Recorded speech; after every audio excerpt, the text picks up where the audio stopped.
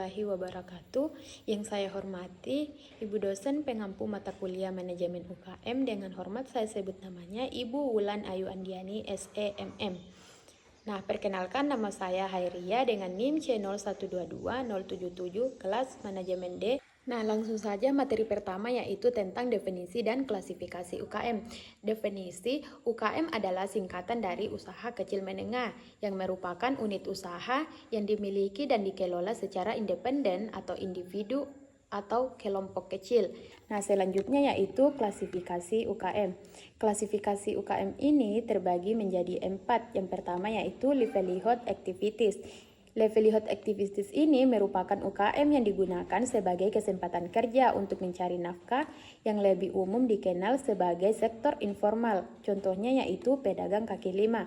Yang kedua yaitu micro enterprise. Merupakan UKM yang memiliki sifat pengrajin tetapi belum memiliki sifat kewirausahaan. Nah, yang ketiga yaitu small dynamic enterprise. Merupakan UKM yang telah memiliki jiwa kewirausahaan dan mampu menerima pekerjaan subkontrak dan ekspor. Nah, yang keempat yaitu fast moving enterprise. Merupakan UKM yang telah memiliki jiwa kewirausahaan dan akan melakukan transformasi menjadi usaha besar. Selanjutnya yaitu peran dan eksistensi UKM. Nah, UKM ini memiliki peran yang sangat signifikan dalam proses pembangunan ekonomi, terutama di negara-negara berkembang seperti Indonesia. Ada beberapa aspek penting dari eksistensi UKM dalam pembangunan ekonomi. Yang pertama yaitu penciptaan lapangan kerja. UKM merupakan tulang punggung dalam penyerapan tenaga kerja. Nah, yang kedua yaitu kontribusi terhadap PDB. Meskipun setiap UKM mungkin memiliki kontribusi individual yang relatif kecil terhadap PDB, secara kolektif mereka merupakan kekuatan ekonomi yang signifikan. Nah, yang ketiga yaitu penggerak ekonomi lokal. UKM ini seringkali berakar kuat di komunitas lokal yang memungkinkan mereka untuk memahami dan memenuhi kebutuhan pasar lokal dengan lebih baik. Nah, yang keempat yaitu inovasi dan kewirausahaan. UKM dikenal karena fleksibilitas dan kemampuan adaptasi mereka yang memungkinkan mereka untuk merespon perubahan pasar dengan cepat dan mengembangkan produk dan layanan baru. Nah, yang kelima yaitu pemerataan pendapatan. UKM memainkan peran penting dalam pemerataan pendapatan dengan menyediakan peluang kerja dan pendapatan bagi masyarakat dari berbagai lapisan ekonomi. Keenam yaitu ketahanan ekonomi. UKM terbukti lebih tahan terhadap krisis ekonomi dibandingkan perusahaan besar. Fleksibilitas dan kemampuan adaptasi mereka. Faktor-faktor yang mempengaruhi kinerja UMKM. Menurut Minzu Suci 2019, terdapat 2 jenis faktor yang mempengaruhi kinerja UMKM, yaitu faktor internal dan faktor eksternal. Faktor internal terdiri dari yang pertama yaitu aspek sumber daya manusia. Sumber daya manusia merupakan potensi yang terkandung dalam diri manusia untuk mewujudkan perannya sebagai makhluk sosial. Yang kedua yaitu aspek keuangan. Aspek keuangan ini adalah proses, institusi pasar, dan instrumen yang terlibat dalam perpindahan atau transfer uang atau individu, bisnis, dan pemerintah. Ketiga yaitu aspek teknik dan operasional.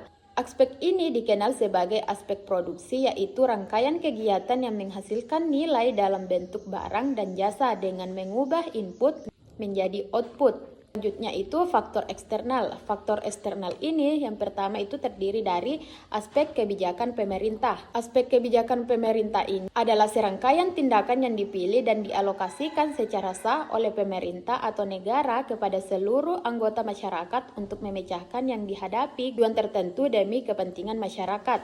Nah, yang kedua yaitu aspek sosial, budaya, dan ekonomi. Ketiga ini adalah aspek non-fisik, baik secara langsung maupun tidak langsung, selalu berkaitan dengan kehidupan masyarakat, baik di dalam kehidupan internal sehari-hari maupun eksternalnya. Selanjutnya yaitu permasalahan dan penghambatan UKM. Yang pertama yaitu modal terbatas atau sulit akses permodalan. Yang kedua yaitu keterampilan, kurang pengetahuan manajemen dan pemasarannya. Yang ketiga yaitu teknologi, aksesnya terbatas atau hambatan digitalisasi. Yaitu kelemahan dan kekuatan UKM. Kelemahannya yaitu modalnya terbatas, manajemen kurang profesional, pemasaran terbatas, teknologi tertinggal, skala usahanya kecil. Nah, sedangkan kekuatannya yaitu fleksibel, dekat dengan konsumen, biayanya rendah, inovatif, kontribusi, dan ekonomi besar.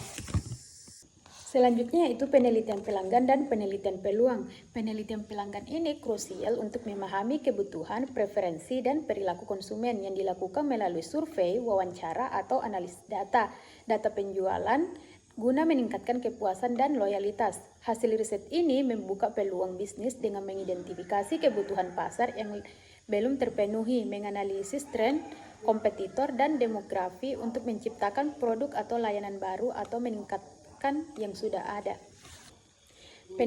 Pendekatan positioning. Pendekatan positioning ini kita penentuan posisi atau positioning adalah bagaimana suatu produk atau merek dipandang oleh konsumen dibandingkan dengan kompetitor.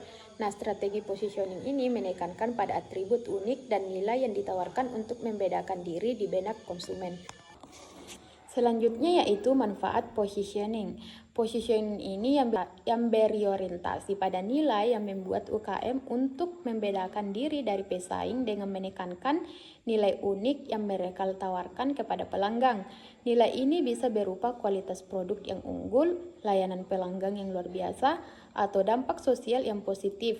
Dengan mengkomunikasikan nilai-nilai ini secara efektif, UKM dapat menciptakan persepsi yang kuat di benak pelanggan bahwa mereka menawarkan sesuatu yang lebih dari sekedar produk atau layanan biasa. Selanjutnya yaitu kelemahan dan kekuatan UKM dalam proses praktiknya. Nah, kelemahan yaitu kurangnya modal, manajemen buruk, pemasaran terbatas, teknologi rendah, dan kalah bersaing. Contohnya itu ditolak pinjaman, catatan keuangan berantakan, promosinya itu minim, alatnya sederhana, kalah harga dengan perusahaan besar.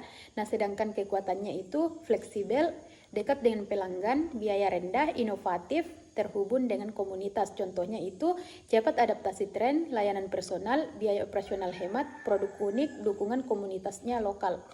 Selanjutnya yaitu penelitian pelanggan dan peluang dalam proses praktiknya. UKM yang sukses melakukan riset pelanggan sederhana seperti survei, wawancara, untuk memahami kebutuhan dan preferensi informasi ini mengungkapkan peluang, menciptakan produk atau layanan baru, meningkatkan yang ada, dan meningkatkan kepuasan pelanggan, meningkatkan penjualan dan daya saing. Contohnya itu seperti warung makan menambahkan menu baru berdasarkan survei pelanggan. Pendekatan positioning. Pendekatan positioning ini kita penentuan posisi atau positioning adalah bagaimana suatu produk atau merek dipandang oleh konsumen dibandingkan dengan kompetitor. Nah, strategi positioning ini menekankan pada atribut unik dan nilai yang ditawarkan untuk membedakan diri di benak konsumen. Selanjutnya yaitu manfaat positioning. Positioning ini yang berorientasi pada nilai yang membuat UKM untuk membedakan diri dari pesaing dengan menekankan nilai unik yang mereka tawarkan kepada pelanggan. Nilai ini bisa berupa kualitas produk yang unggul, layanan pelanggan yang luar biasa, atau dampak sosial yang positif. Dengan mengkomunikasikan nilai-nilai ini secara efektif, UKM dapat menciptakan persepsi yang kuat di benak pelanggan bahwa mereka menawarkan sesuatu yang lebih dari sekedar produk atau layanan biasa.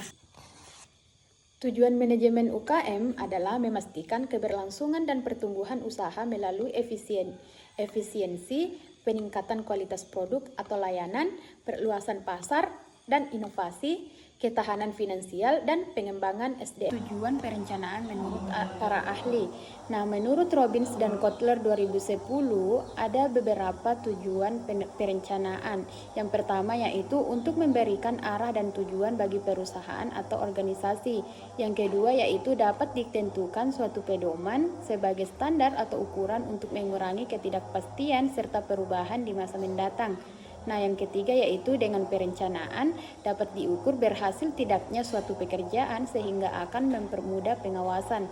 Nah, yang keempat yaitu membantu memperkirakan peluang di masa mendatang. Selanjutnya yaitu lingkungan bisnis internal dan eksternal.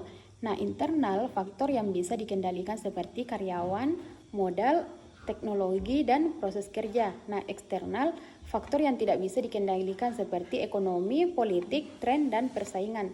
Nah, strategi pemasarannya yang pertama yaitu keunggulan unik. Tentukan apa yang membuat usaha Anda berbeda dari kompetitor, misalnya kualitas, harga, layanan, atau inovasi. Nah, yang kedua yaitu target pasar. Pahami kebutuhan dan keinginan pelanggan. Yang ketiga yaitu merek kuat. Buat nama usaha usaha kita mudah diingat dan menarik perhatian. Yang keempat yaitu teknologi, manfaatkan media sosial, website, dan platform digital untuk menjangkau pelanggan. Nah, selanjutnya yaitu faktor-faktor strategi pemasaran. Faktor strategi pemasaran UKM yaitu target pasar, produk layanan, kompetitor, sumber daya, tren pasar, anggaran, dan lokasi bisnis. Nah, fokus pemasaran UKM adalah pencapaian tujuan pemasaran, yaitu fokus pemasaran UKM adalah menjangkau target pasar yang tepat dengan pesan yang efektif untuk mencapai tujuan seperti peningkatan penjualan, brand awareness, dan loyalitas pelanggan. Selanjutnya yaitu konsep marketing elemen mix. Nah, konsep marketing elemen mix atau bauran pemasaran adalah kombinasi elemen-elemen yang dapat dikendalikan oleh perusahaan untuk memengaruhi pasar sasaran dan mencapai tujuan pemasaran. Elemen-elemen ini seringkali disingkat sebagai 4P atau produk, price, place, promotion, dan terkadang diperluas menjadi 7P dengan menambahkan people, process, physical, evidence. Selanjutnya yaitu langkah-langkah perencanaan pengembangan produk dan jasa UMKM berdasarkan 3 poin utama yaitu keunggulan, manfaat, dan keistimewaan. Fase pertama yaitu analis dan perencanaan awal. Kita harus identifikasi target pasar, tentukan siapa pelanggan ideal kita, dan pahami kebutuhan, keinginan, dan perilaku mereka. Yang kedua yaitu lakukan analisis SWOT untuk menilai kekuatan, kelemahan, peluang, dan ancaman bisnis kita. Yang ketiga yaitu lakukan riset pasar. Kumpulkan informasi tentang pasar, kompetitor, dan tren terkini. Ini akan membantu menentukan keunggulan, manfaat, dan keistimewaan produk dan jasa. Nah, selanjutnya yaitu produk dan jasa yang membantu atau merugikan UMKM. Nah, produk jasa yang membantu UMKM yang pertama yaitu teknologi informasi dan komunikasi atau TIK. TIK ini adalah akses internet, perangkat lunak, dan komunikasi. Yang kedua yaitu layanan keuangan, akses ke modal usaha melalui pinjaman, kredit usaha rakyat atau KUR, dan layanan perbankan lainnya. Yang ketiga yaitu pelatihan dan konsultasi. Program pelatihan dan konsultasi bisnis membantu meningkatkan keterampilan manajemen pemasaran dan operasional UMKM. Selanjutnya yaitu produk dan jasa yang merugikan UMKM. Yang pertama yaitu produk dan jasa substitusi. Persaingan dari produk dan jasa substitusi yang lebih murah atau lebih efisien dapat mengancam keberlangsungan UMKM. Nah, yang kedua yaitu biaya operasional tinggi. Biaya operasional ini seperti sewa tempat, bahan baku, dan gaji karyawan. Ketiga yaitu kurangnya akses terhadap informasi. Kurangnya akses terhadap informasi pasar, teknologi, dan regulasi dapat menghambat pengambilan keputusan dan inovasi. Kemudian penetapan harga. Penetapan harga adalah proses menentukan harga jual produk atau jasa yang optimal, mempertimbangkan biaya produksi, permintaan pasar, persaingan, dan tujuan bisnis. Harga yang tepat krusial untuk daya saing, profitabilitas, dan citra merek. Selanjutnya yaitu hubungan antara penetapan harga dan daya saing. Penetapan harga yang tepat meningkatkan daya saing, harga kompetitif menarik pelanggan, sementara harga premium membenarkan nilai lebih produk dan jasa. Faktor dan dampak penetapan harga. Faktor penetapan harga yaitu adalah biaya produksi, permintaan pasar, persaingan, tujuan bisnis. Nah, dampaknya yaitu profitabilitas, pangsa pasar, citra merek, dan daya saing. Metode pokok penetapan harga. Metode pokok penetapan harga ini berdasarkan biaya, berdasarkan nilai, berdasarkan persaingan, dan penetrasi pasar. Nah, sedangkan strategi dan taktiknya yaitu strategi penetapan harga yaitu harganya premium dan nilai ekonomi, penetrasi pasar. Nah, sedangkan taktiknya itu kita melakukan diskon, bundling, promosi harga, dan agar mencapai tujuan profitabilitas dan pangsa pasar. Nah, tujuan perusahaan itu adalah penetapan harga yang tepat membantu mencapai tujuan perusahaan. Selanjutnya yaitu pentingnya penetapan lokasi UKM. Yang pertama yaitu pengaruh lokasi. Lokasi tepat meningkatkan visibilitas, aksesibilitas, dan efisiensi operasional, berpengaruh besar pada keberhasilan UKM. Yang kedua yaitu faktor penentu lokasi. Yang pertama akses pasar, biaya sewa, pembelian, infrastruktur, persaingan, demografi, dan regulasi. Yang ketiga itu evaluasi lokasi. Lakukan analisis SWOT, studi kelayakan, survei pasar, dan perbandingan biaya operasional dan beberapa lokasi potensi.